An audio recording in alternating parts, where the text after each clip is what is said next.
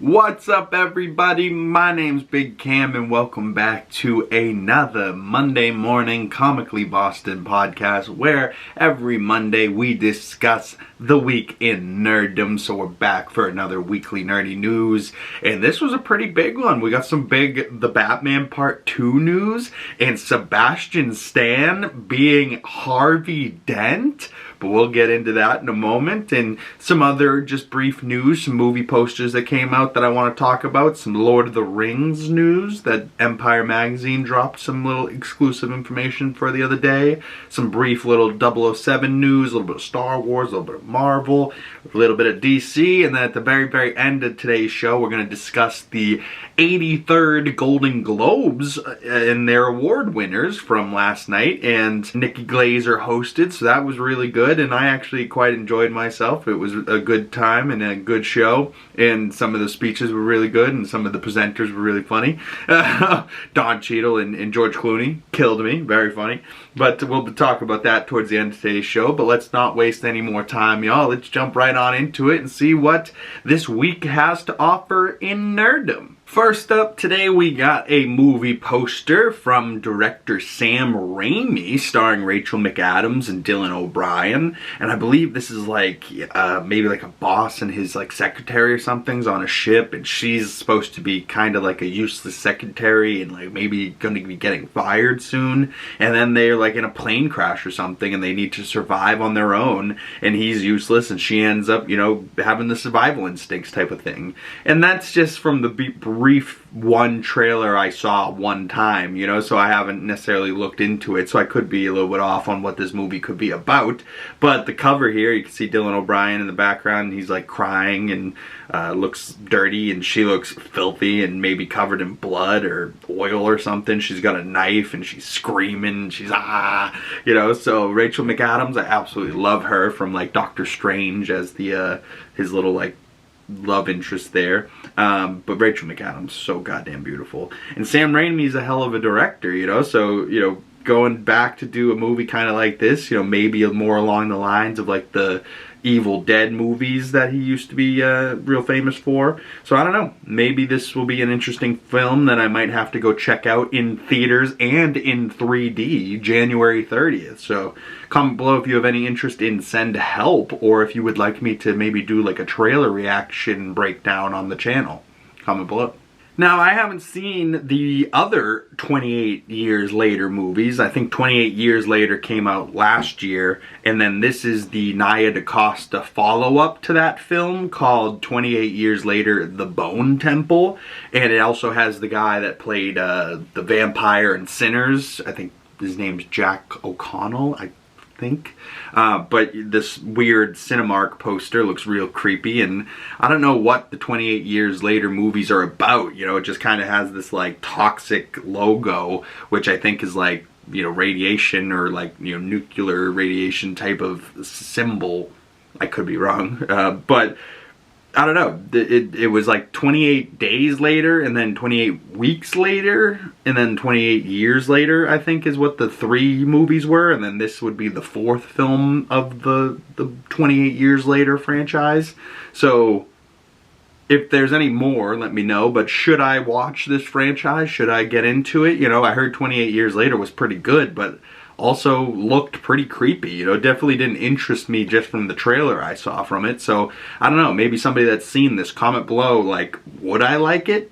I don't know. I'm on the edge on the 28 Years Later franchise. But a film I'm definitely not on the edge for, and I want to see very badly, is a movie coming to Amazon Prime Video January 28th, and it's starring Dave Bautista and Jason Momoa, and the movie is called The Wrecking Crew. We have a nice little poster here, and, you know, helicopter over Dave's head, and Dave looks very skinny, but he's still a big-ass guy. He's, you know, he's skinny for him, but he's still like 6'4", 240, which is still a very big man.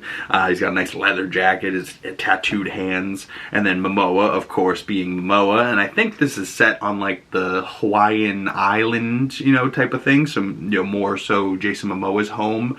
And I believe they're like brothers, and they were like, you know, estranged. And then their father passes, and they have to both come back to like figure out why, or take out the guy that killed him, type of thing. So I don't know, the two of them are going to be a wrecking crew. I'm pretty interested in that. I want to see it, you know, even if it is just a streamer that's going direct to Amazon Prime. I'm kind of into that. I want to see it. And I at least want to see those two actors chumming it up, you know, like Batista and Momoa are great together, you know, and I think they've done another show called C for Apple TV Plus. I never got to see it, but apparently this isn't the first time they worked together, so this is just them being like, hey, we got to do more stuff together. That was fun. So I don't mind that. You know, I like when my actors that I enjoy watching are having a good time on screen. Now, much like the last film, coming direct to streaming only on Netflix January 16th, so actually coming out later this week, maybe Thursday or Friday onto Netflix, with Matt Damon and Ben Affleck, two Boston boys here in my hometown. Love to see the boys back together, and the movie's called The Rip, and they're like two cops, and they were like supposed to be doing this bust, and it was supposed to be for like $150,000. He shows up, he finds $300,000, so he's like, something's wrong here, it's double the amount it's supposed to be. And then they keep searching, and they find millions of dollars. And, you know, the rip is, you know, maybe they're supposed to count all this money and bring it back to the station, or maybe he wants to kind of pocket it in some of that money himself and be a little bit of a dirty cop. And it's like they're supposed to be, you know, best friends type of thing in real life, but it looks like they were going to be more so butting heads in this film. So that trailer looked really good. It says, count the money, count it again, count on no one, you know. So I don't know, maybe it's going to be like a thing where he thinks he can trust him the whole time, and then he ends up stabbing him in the back. I don't know. But I'm certainly interested in The Rip, coming out later this week, so stay tuned for a movie review coming out pretty soon for that. Empire Magazine put out 25 years of the Fellowship of the Ring. Lord of the Rings, what, 1? You know, the first of the Lord of the Rings films, celebrating 25 years. So that must have come out, what, 2001? That makes sense, right? I thought it was 2000, 2001, 2002. So maybe it's more so the 25th anniversary for like the Two Towers. I could be wrong. Maybe it's like 2001, 2002, 2003. I would have been, you know, 2, 3, 4 years old if that's the case. So I probably didn't see Lord of the Rings in theaters growing up, but I have seen them now, and I do quite like the films. And apparently the actors here all got together to, you know, reunite for a little bit of a union. It says heroes reunited: Ian McKellen, the Hobbits, Sean Bean, Viggo Mortensen, Orlando Bloom, John Rhys Davies, Cate Blanchett, Liv Tyler, Peter Jackson, Philippa Bowens, Andy Serkis, on The Hunt for Gollum. And apparently Andy Serkis is doing this film called The Hunt for Gollum. And I'm not sure if that's a prequel or if it's a postquel, and like Gollum survived that fall into the lava. If you know, you know. But, or maybe it's like a film set in between some of the films. Even though I thought it was pretty direct, you know, line. I don't think a bunch of time passed between the two, you know, between movie 1 and 2 and between 2 and 3. But who knows, you know, I'm sure we'll have more information on this soon. Or if there's any, you know, diehard Lord of the Rings people out there. When is The Hunt for Gollum going to be set? Is it going to be a prequel? Either way, it looks like most, if not all of these guys are going to be coming back for another Lord of the Rings film, which it's been way too long. They probably should have had more Lord of the Rings films and not just The Hobbit. You know what I mean? Like, we should have more Lord of the Rings films. But that sounds interesting, so I'll have to check that out when we get more information on that. But a show I have not seen, but an actor I quite like, and Jeremy Renner confirmed on social media the other day. Are you ready for Mayor of Kingstown, his Paramount Plus TV show? And it got renewed for a 5th and final season. And I saw him up in the snow filming recently, and if you guys know, he had this big accident with the snow machine running him over and almost killing him. and like saving his nephew's life. So he hadn't been, you know, in the snow since that accident. So now he must be filming for season 5 up in the mountains somewhere, because he was on a snowmobile and he's, you know, in the snow, and he was filming it, and he was like back out in the snow. You know, I give him a lot of credit. You know, I don't know if I would ever go back to the snow after an event like that, you know, so give him a lot of balls, a lot of credit to get back on the horse, back on the saddle, and start acting again. And Mayor of Kingstown was one of those shows that was really there for him to be able to keep going. And apparently there's been drama with him in Hawkeye season 2. You know, they offered him less money, and he was like, what the hell? Like in Hollywood, it's normally, if there's a second season of a show, everybody across the board makes more money than they made for season 1. And he's the star of the show. Like, he's fucking Hawkeye. He's the title name of the show. Like, granted, you know, Kate Bishop now is also Hawkeye, so you could argue it's her show more than his. And maybe, you know, if he was only in, you know, say 1 of the 6 episodes, yeah, maybe he should make less money than season 1. But it's also his fucking show. So there's no reason, because after this accident, that you should, 1, pay him less money, 2, offer him lesser of a role, you know, like... You know, he's like, what, you think I'm lesser of a man because I got run over and I got hurt? Like, fuck y'all, you know? So I agree with Jeremy Renner quite a bit there. Like, Marvel should pay him more money for season 2 and most definitely keep him around. And, like, if he doesn't show up in Avengers Doomsday with Kate Bishop, I'm going to be very upset. You know, and if Haley Steinfeld, after having this baby, has to be replaced by somebody else, that's going to piss me off. Fuck you, Josh Allen, for ruining Hawkeye. I mean, congrats on that win the other day, and congrats on the baby, but, like, also fuck you. But moving on from thinking about Haley Steinfeld not having my baby, and having Josh Allen's baby, out of all people, a Bill, tragic. But not something that's not tragic is that there is a sequel to Godzilla -1 coming, and it's called Godzilla -0. And the VFX artist, the writer and director of Godzilla -1 and Godzilla -0 put out this poster the other day, and the director's name is Takashi Yamazaki, and he confirmed that the movie will be coming November 6th of 2026, later this year. So in November, I'm definitely going to be checking this out. I mean, I think 2024 was when Godzilla -1 came out, and it's not like the Hollywood Godzilla versus King Kong movies. Like, it was just a genuinely good fucking movie, and it just so happened to have Godzilla in it, you know what I mean? And it was like more so like the traditional Japanese versus, you know, Godzilla, in like going way back, but like doing it in a more modern take. And some of the visuals in that Godzilla movie were absolutely unbelievable, and really blew me away seeing that in theaters. And yeah, I can't wait to see the second one. And I will be in theaters day 1 for that one, for sure. You know, seeing the last one in theaters in 2024, that was one of my favorite movies of the year. Like, I think maybe top 10 for sure of that year. And definitely top 10 of things I saw in theaters that year. You know, like, absolutely stunning film. Can't wait to see what he has to do for the second film. And, like, even just, like, the design of Godzilla. Like, look at this picture here of Godzilla just destroyed Japan, and the way his, like, tail lit up, and, like, each spike came out, and then he set off the giant Godzilla blast. But then it, like, went off into the distance, and it was like a nuke went off. And I was like, what an insane shot. I actually haven't seen Godzilla -1 since, so I can't wait to re-watch that movie in preparation for Godzilla -0. Wow. Absolutely unreal. But if you guys have been paying attention to the channel, every Friday for the last multiple months now at this point, we have been doing James Bond rewatch of the franchise, and some of them watching for the first time.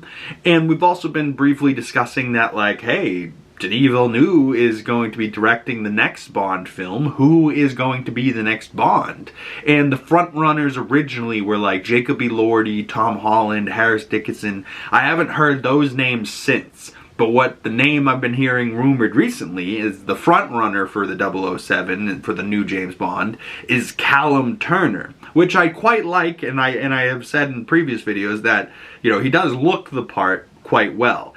I don't know if his voice has the Bond, you know, James Bond, you know, like, I just haven't seen him in that many roles to know what his like voice truly sounds like. But he definitely has the looks. I'm not sure if he has like the acrobatics that say like Tom Holland would, but I'm sure he'd be down to train and do fight scenes and all this type of stuff for Bond. And to me, you know, maybe the height is there as well. He certainly fits the bill. But apparently he's been telling the friends that he already has the role type of thing, you know, like he's the front runner. It hasn't been confirmed yet, but reporters for the New York Times said that he is already telling the friends of his that the role is his. And it's like, ooh, I don't know if that's going to bode well for him, if even it's getting out into the papers that he's maybe being a little cocky, like, hey, I'm the new Bond, baby, and it hasn't even been announced. I don't know. Maybe him and Denis had a little conversation, and that's who Denis wants. So, you know, maybe he has already confirmed it one-on-one, but just not publicly. I don't know, but I'm certainly fascinated to see that new Bond movie whenever that, you know, we get more information on that, and whenever Denis Villeneuve fully wraps Dune Part 3 so then he can start working on Bond. Like, that's going to be a hell of a project to be going into after the Dune trilogy. Like, oh, I love Denis Villeneuve as a director too. He's so good. But him and Callum Turner, I don't know, I kind of like that. I don't know, I think it should be somebody else though. The number one person I've had in my mind for a while was Charlie Hunnam. But still, even from those, you know, the 3 original names, Callum Turner and adding Charlie Hunnam, from those 5 actors, I'm not in love with any of them as the character. So, you know, maybe it's going to be somebody else entirely. Who knows? But we'll definitely be giving you more James Bond info when we get it. Jumping over into some brief little Star Wars news, and the report recently has been like they're trying to find like a new head of Star Wars type of thing. I think right now it's Kathleen Kennedy, so I think she's on her way out and they want to replace her, and talks have been like, oh, maybe it's going to be Dave Filoni, maybe it's going to be Dave Filoni and Jon Favreau, maybe it's going to be Jon Favreau by himself, maybe it's going to be Dave Filoni by himself. But I think the reports recently have said that Dave Faloni is going to be like the boss of the creative side of things in content, and then there's going to be somebody else doing, you know, the politics of it all and like the business behind it all, while he focuses on the creative aspects and putting out the best product. Someone else can focus on the marketing and all that bullshit. So kind of like DC Studios right now with Peter Safran and James Gunn, you know, Dave Filoni, at least that's how I read it. Dave Filoni's going to be like the James Gunn of Star Wars, you know, like same way he's the head of creative for DC and kind of has the story he wants to tell over multiple projects in his head, and then Peter Safran is his partner in, you know, logistics guy and running more of the business side of things, while James focuses on writing and directing and focusing on, you know, Man of Tomorrow and the next Superman film. You know, so if that's the case and Dave Filoni ends up being the boss over there, I'm perfectly fine with it. You know, some people at first were like, Dave Filoni hasn't proven himself. Like, I don't know. I think he's the apprentice to George Lucas, and that's how I've seen him since the beginning. I think it's only right for Dave Filoni to step into that role and be the head of creative. Now, run the whole show. Maybe Star Wars is too big a business to run it all, but run just the, you know, the creative side of things and in the content side of things. That seems like a good role for him. Let him cook. Let him come out with Ahsoka Season 2, The Mandalorian and Grogu, Heir to the Empire, you know, whatever else he's working on. I can't wait to see it, Dave. So keep doing your thing over there with Star Wars. But sliding over into a bit of Marvel news, and if you guys missed last week, there was a trailer breakdown and reaction to the Avengers Doomsday X-Men trailer, and I had this great poster that said, "To me, my X-Men," with Cyclops unleashing this huge blast, and this little 3-second clip from the trailer of him releasing this blast, and there's like a Sentinel head on the ground behind him and multiple feet stepping in from the sides, and just everything looks like rubble and on fire behind him. Like, some big battle going on there. But if you guys missed that trailer in my trailer breakdown, go check that out if you haven't. And later this week there should be another of the Avengers Doomsday trailers, but this time the fourth and final of the ones that were getting played ahead of Avatar Fire and Ash. So stay tuned later this week. We should be breaking that down on the channel once Marvel Studios releases that to the public. But other rumors from Marvel recently have said that Blade is done and that they are officially moving away from doing a Blade solo movie after all of the reworks and all of the times that they've been trying to do this movie. And at this point, I believe it's not Marvel. I believe it is truly just Mahershala Ali being a prick. And like, maybe the script isn't great, you know, and he's getting it and going, nah, I'm good. Like, I don't want to do this. And maybe Marvel really screwed themselves by announcing him as Blade in 2018, and now we're 8 years later and we still haven't gotten a film from him. So, you know, and after Wesley Snipes comes back in Deadpool and Wolverine, before Blade can come out, there's only ever gonna be one Blade. Some motherfuckers always ice skating uphill, you know? Like, I don't know. Maybe Blade is only going to be the one Blade, and if we do get a Blade with Mahershala Ali, other than just his voice in a post-credit scene in Eternals saying, "Are you sure about that, Mr. Whitman?" You know, like, I like Mahershala Ali, but now he's getting old, and I want my Blade to be kind of acrobatic and kicking ass the same way Wesley Snipes did in the first film, you know? Like, I'm not sure if he was so acrobatic by, like, Blade Trinity, but, like, you know what I mean? Like, I want to see Blade be a badass, and at this point, Mahershala Ali's almost damn near as old as Wesley Snipes, isn't he? I don't know. But, but reports have said that they're canon Blade, and his whatever movie was going to be his is going to be now folded into like a Midnight Suns film, which I've still been clamoring for. You know, give me Man-Thing, give me Moon Knight, give me Doctor Strange, give me Blade, give me Ghost Rider, give me Iron Fist, give me whoever the fuck you want on this Midnight Suns team. Punisher, I don't care. I want them all. And I want them to be dealing with some spooky shit. You know, I want them to be teaming up, maybe working individually, but also kind of teaming up and going up against Mephisto or something dark or Cthulhu. I don't give a damn. I don't even care if it's Morbius. Make them fight friggin' Jared Leto's Morbius. I'd still watch it more than I'd watch Morbius or Tron Ares. If you know, you know. But like, I don't know. Comment below. Are you guys more interested in a Blade solo film, or would you rather see Midnight Suns? Me personally, it's Midnight Suns. But coming out very soon at the end of January here, we have Wonder Man coming, and they just released this image the other day of Wonder Man's outfit. And just the top, you can only see just a little bit of it, but you can see his red glasses, and then he's got like this leather top, but the chest, you can see it has like this red W Wonder Man logo on it, and that's very comic book accurate, you know, like the same type of black with the red W on his chest, the red glowing eyes, you know, some red trim on it, on the character himself, you know, so they're pretty comic book accurate for Simon Williams, other than the fact that he's not white, but that's not very important, and I'm sure there's no fans of Wonder Man from back in the day like, oh, he's not white, you know, and if you are like that, fuck you, cry about it. I think Yaya's a great actor, so he's gonna crush it as this character, but I know fractionally nothing about this character, so now it's more so just curiosity. I'm like, well, who is this guy? What's his deal? I'm trying to figure it out, you know, so stay tuned for a breakdown for that coming out the weekend after this series drops, which I think is like January 27th, but dropping every episode, all 8, all at once, which sucks. You know, I wish we had a week-to-week release for the show to talk about it, but a full season series breakdown for Wonder Man will be coming to the channel in the future, so stay tuned for that.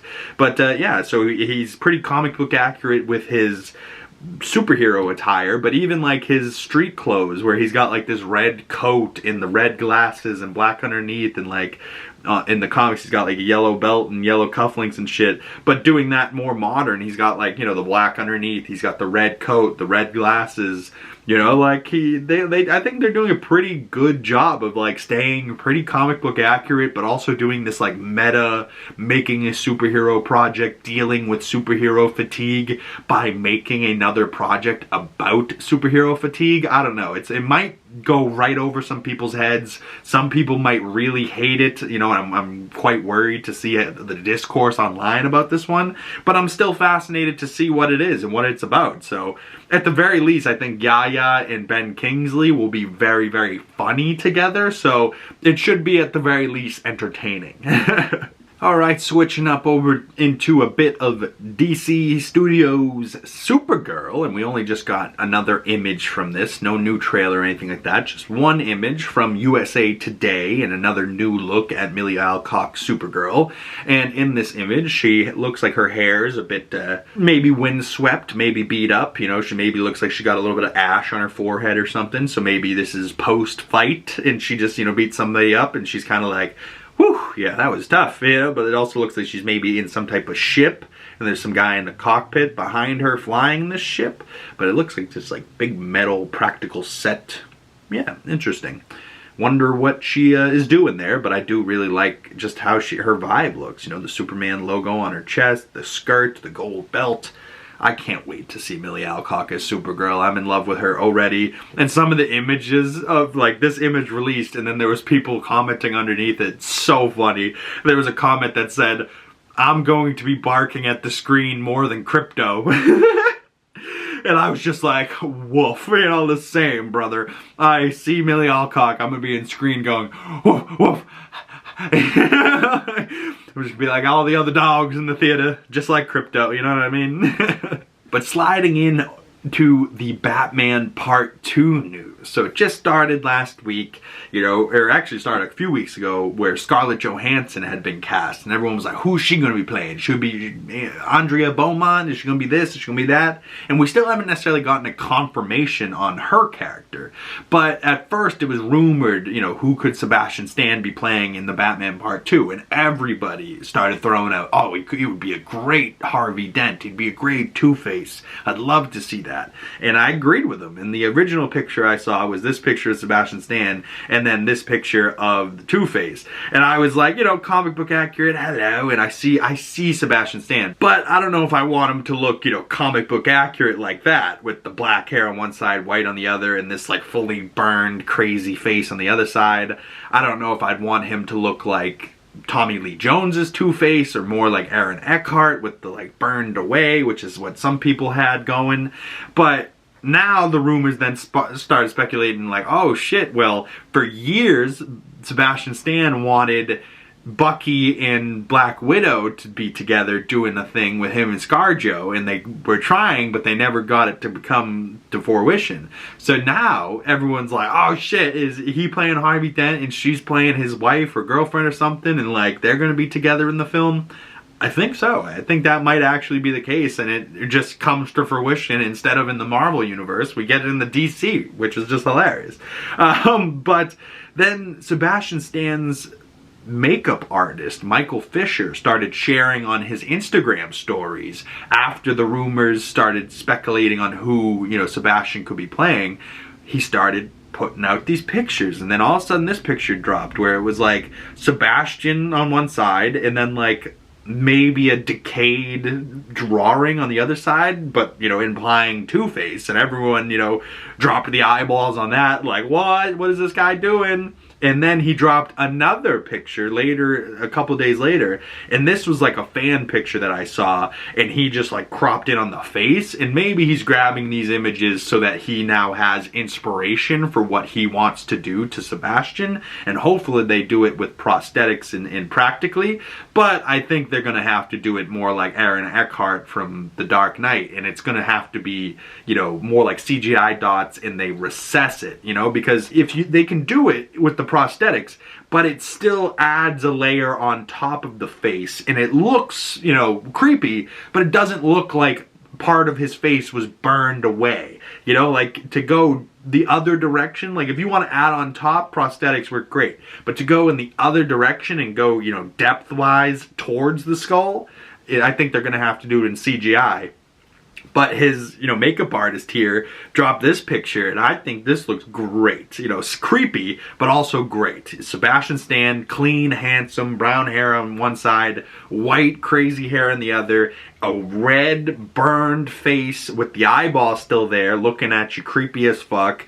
And for some reason, the eyeball is blue, but he has brown eyes. But hey, whatever. And then you can see, like, the teeth and, like, the cheek and, like, the all red, burned face. And, like, I like this look maybe even slightly more than Aaron Eckhart's Two-Face, where like his was more like burned and like black and like scabby. I prefer the redness like that this guy has, and that even like Tommy Lee Jones's Two-Face had, where it was like purpley and reddy, but his was fully prosthetics on top rather than the CGI way that I'm saying. But the full image of this, that from zoomed out of just the face, you could see the white suit, the black suit, the half black and white tie, the black glove, the coin, the red background.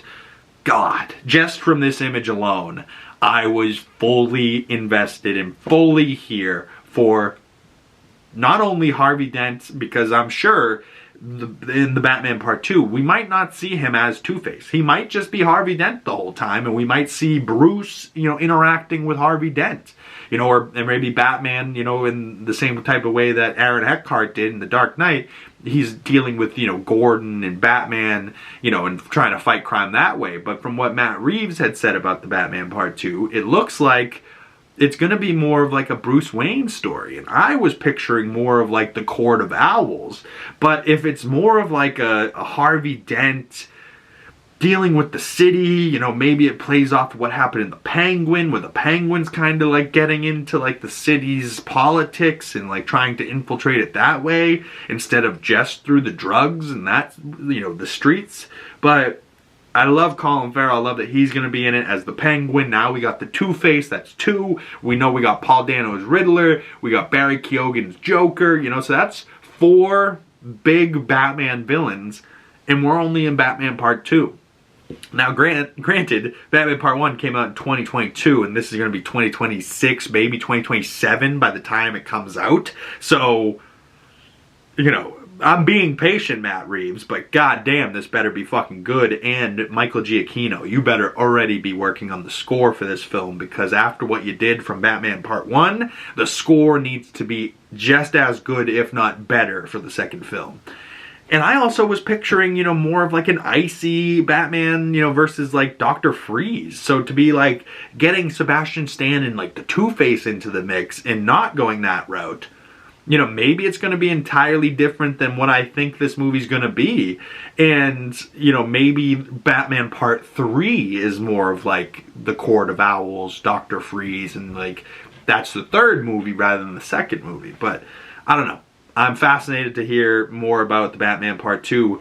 But this also had me thinking, because of what Jana Anderson said, if Bucky, right, from the Thunderbolts post-credit scene, is supposed to be in Avengers Doomsday, and then, they're supposed to be filming Secret Wars at the same time the Batman Part 2 will be filming, how is Bucky going to be over there filming for DC if he's supposed to be in a Marvel movie?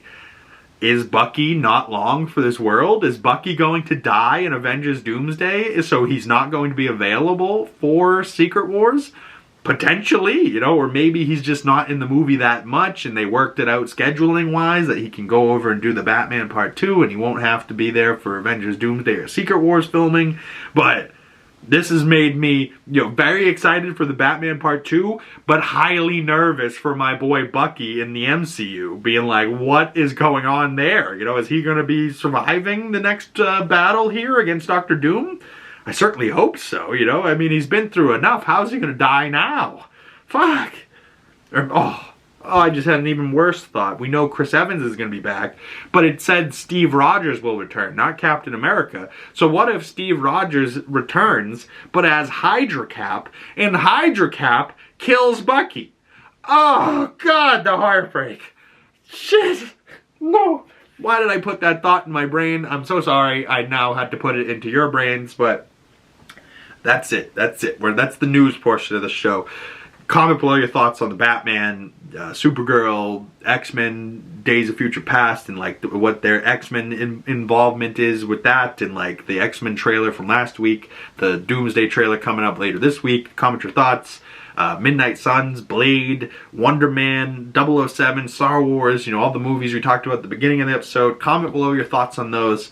But now I want to talk about the 83rd Golden Globe Award winners, and I'm just going to run through the winners here. But just to start, the opening monologue from Nikki Glaser was hilarious. And like, she was roasting them, but she was also like, I love all of you, you're great. The Rock, you brought your +1.5. Kevin Hart there right behind him, and then you see The Rock and Kevin sitting together, and it really looks like his shadow is Kevin Hart. And I'm like, God, The Rock lost a bunch of weight and he's still massive. Like, God damn. But I still want to see the Smashing Machine. Shout out Dwayne. I heard that was awesome, and I heard he did great. Although he didn't win any awards last night, I think he's still great. But the opening monologue was hilarious. What she said about Leonardo DiCaprio, she was like, listen, I know that's low-hanging fruit. I had to say the joke about your girlfriend's never making it to 30, never making it really past 25, but she upped to 5 years to 30 just to sound better, but still not great. But she was like, Leo, we can't say anything else. You don't talk about anything. Open up, man. The most in-depth interview you gave was to Teen Magazine in 1993, and you said your favorite food was pasta, and more pasta.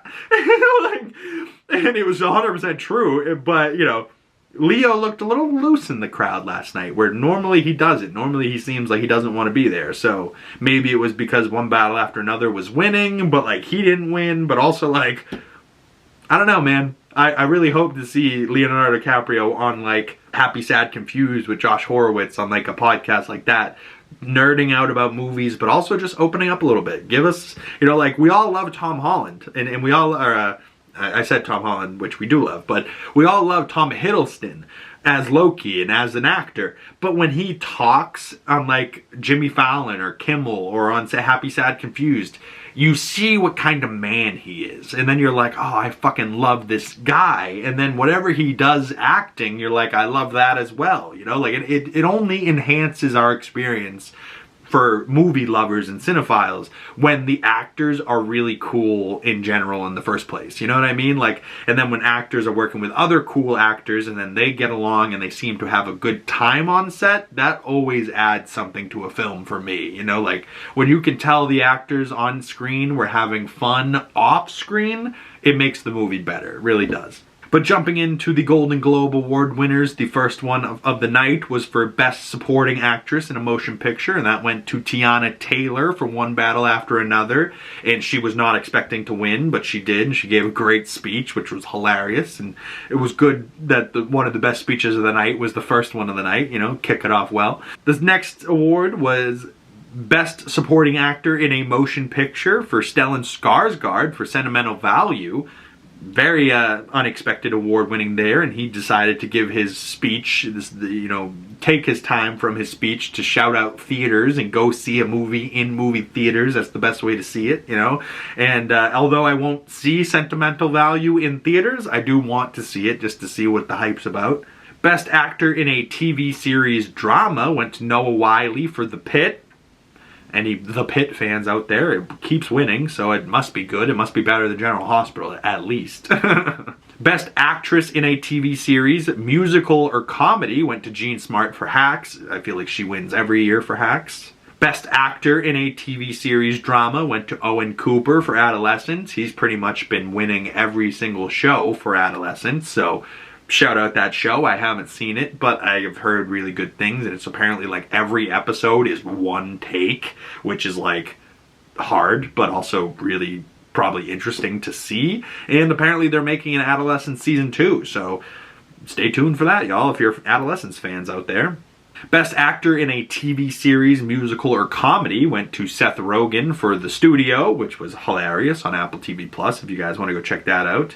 Best Podcast, which I couldn't even believe that this was a category, but apparently it is. Best Podcast went to Good Hang with Amy Poehler, and Snoop Dogg was her, you know, announcer for the award, and that was hilarious.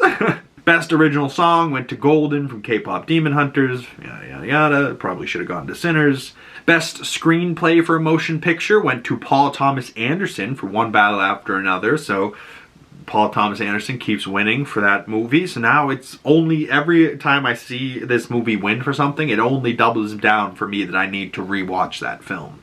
So I will be doing another rewatch of One Battle After Another, and maybe even doing a re-review on the channel, just to really talk about what it's like my second time watching it, you know? Best Supporting Actress in a Motion Picture, Musical, or Comedy went to Rose Byrne for If I Had Legs, I'd Kick You, which I heard was a great film, and I heard she's been really did a great performance in that movie, and she was not expecting to win, didn't write a script, was up there crying, her husband wasn't there, you know, so she was not expecting to win, and she gave a pretty decent speech, and now I just want to go see that movie. But it's also like listed as a musical or comedy, and it felt more like a drama when I saw the trailers for it, but maybe it is just funny in her like line delivery, you know what I mean? But I think that's also the movie where Conan O'Brien plays her therapist or something. Comment below if you've seen that movie and if I should check it out, because I think that's supposed to be good. Next up, Best Actor in a Motion Picture from Best Musical or Comedy goes to Timothée Chalamet for Marty Supreme, which is Marty Supreme supposed to be a comedy? I don't know. I thought that was more of like a serious film, but maybe it's just that funny that they're like, yeah, no, it has to be a comedy. But Timothée Chalamet won again for Marty Supreme and, you know, gave a pretty decent speech as well. Best Actor in a Limited Series went to Stephen Graham for Adolescence, and he had a great speech, and he was like, you know, just going on, and then he like literally was about to end his speech and just like looked out in the crowd at everybody, and then just like locked eyes with somebody and went, Queen Latifah, wow, can't believe it. That shit made me die laughing, because I was like, I would have done the same thing. Queen Latifah, Taxi, what's up, bitch? You know, like, fuck with Queen Latifah heavy. And she doesn't look like she's aged a day. Like, she looks like the same bitch from Taxi, from like, Just Go With It. I think that's, or Just Right? Something like that. Just Right?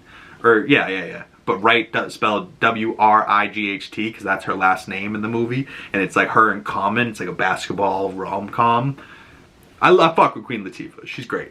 Best Actress in a Limited Series went to Michelle Williams for Dying for Sex, which she wasn't there to accept the award, but haven't seen that show. So I think maybe one of the other series could have won. But hey, shout out Michelle Williams. The Cinematic and Box Office Achievement Award went to Sinners, which, you know, felt kind of like a consolation prize. And I can't believe, like, that award and Best Podcast are televised, but, like, Best Score wasn't. Okay. But speaking of Best Score, that was presented off-screen, but Sinners won, with Ludwig Göransson winning yet another award for his scores for his films, which absolutely crushed it. If you haven't seen Sinners, just listen to the Sinners soundtrack and thank me later. Best Director went to Paul Thomas Anderson for One Battle After Another, which, very deserving. Best Animated Motion Picture went to K-Pop Demon Hunters, which definitely one of the biggest animated films of the year, for sure. Best Non-English Language Motion Picture, I guess that's how we're putting it now. We can't just say foreign film, but alright. Best Non-English Language Motion Picture went to The Secret Agent, starring Wagner Moreira, which deserved to win that category, but then Secret Agent won again in a different category that shocked a lot of people. We'll talk about that in a second. Best Supporting Actress in a TV Series went to Erin Doherty for Adolescence. Adolescence seems to be sweeping every award show in every category since like the Emmys last year, so still doing their thing. Congrats to Adolescence. Best Stand-Up Comedy Performance went to Ricky Gervais for Mortality. I think there was other ones that were just as good, if not better. I hadn't seen the Ricky Gervais one, but like the Dave Chappelle one, there was a Tom Segura one that was also really good this year, but Ricky Gervais won, and he wasn't there to accept, so Wanda Sykes was like, Ricky Gervais thanks God and the transgender community, and I accept this award on his behalf. I'm out of here. I thought that was hilarious. Best Actress in a TV Series Drama went to Ray Seahorn for Pluribus, and she wasn't expecting to win. She gave a very emotional speech, and it was very cute. Best TV Series Drama went to The Pit. I don't know why that show's so famous, but alright. Best Limited Series went to Adolescence, sweeping yet again in all categories. Best TV series, musical or comedy went to The Studio, which has also kind of been sweeping that category, with Seth Rogen winning and winning for Best Comedy for The Studio. Best Actress in a Motion Picture Drama went to Jessie Buckley for Hamlet. She just won recently at the Critics' Choice Awards. Or not Hamlet, Hamnet. Excuse me.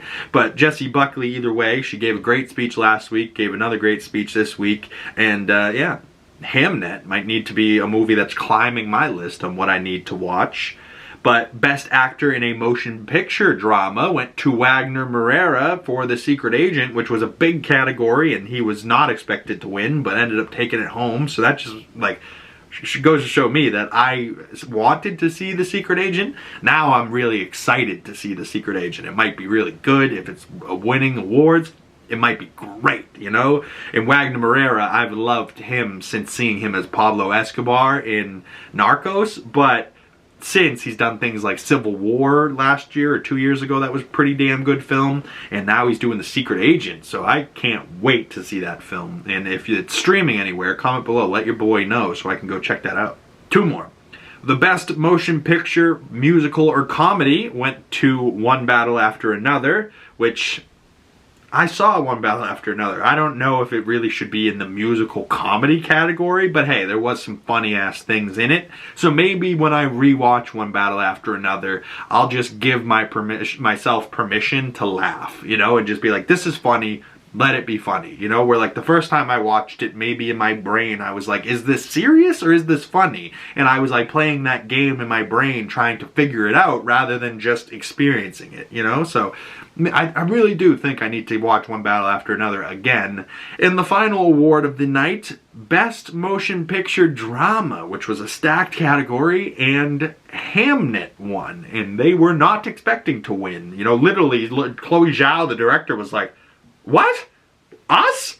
What? You know, like, out of all the films? Are you, what? You know, like, and I honestly thought Sinners probably still should have won. But Hamnet, if it's that good, if Jessie Buckley's winning, I mean, Paul Mescal hasn't been winning for his role as Shakespeare, but I think most of the movie is through Jessie Buckley's eyes, so maybe that's why. But I'm dying to see One Battle After Another again, The Secret Agent, and Hamnet, for sure, are movies I need to see ASAP. And then also, like, If I Had Legs, I'd Kick You, I want to see. Marty Supreme, I want to see. I mean, maybe K-Pop Demon Hunters, should I see? Anybody in the comment section below, let me know. Is that worth it to watch as a grown man alone? Like, I mean, maybe it's worth it. Maybe it's not a big deal, but maybe it is. Maybe it is. I don't know. You guys let me know down in the comment section below. Did you guys watch the Golden Globe Awards? Did you watch any of the films or TV shows that won in this year's awards? Do you think Nikki Glaser did a great job hosting, and should she be back for next year's show? Probably. She's one of the better hosts to do it right now. And then, I don't know when the next one is, but I believe the Oscars is up in March, and Conan O'Brien is hosting that. So, stay tuned, y'all. We'll be talking award winners in March for the Oscars for that. But like I said earlier, comment below all your thoughts about the Batman Part 2, Supergirl, Blade, Midnight Suns, Avengers Doomsday, Wonder Man, 007, James Bond, Star Wars, and all the other things we talked about in today's episode. This has been another Comically Boston Weekly Nerdy News podcast, and I've been your host, Big Cam. If you'd like to follow my other social medias, links for those down in the descriptions below. Big Cam, 2 G's and a big, pretty much anywhere, and you can find me. Just look for this ugly face. Whew! Wow, another episode down, another one in the books, 2026. Now, I was just thinking about this morning. I've been doing this now for multiple years, you know, like, if you've been rocking with me since 2023 and you watched all the way through 2024 and you're still here in 2025 and 2026, I fuck with you heavy, and you guys are closer to my friends than any friends I would have outside of this, I promise, you know. So I really appreciate any of the support, and if you made it this far into the video and you'd like to support the channel further, because making it this far into the video already supported the channel massively, you have no idea, I love you for that already. But if you want to support the channel further, drop a like, comment down in the comment section below, subscribe, send this video to a friend, hit that share button, even just hit share, copy link. That goes a long way, more than you'd even think. But finally, make sure you hit that bell so you don't miss future weekly nerdy news in the Comically Boston podcast and you get the notifications when those come out. Once again, y'all, my name is Big Cam and I will see you beautiful people in the next video. Peace!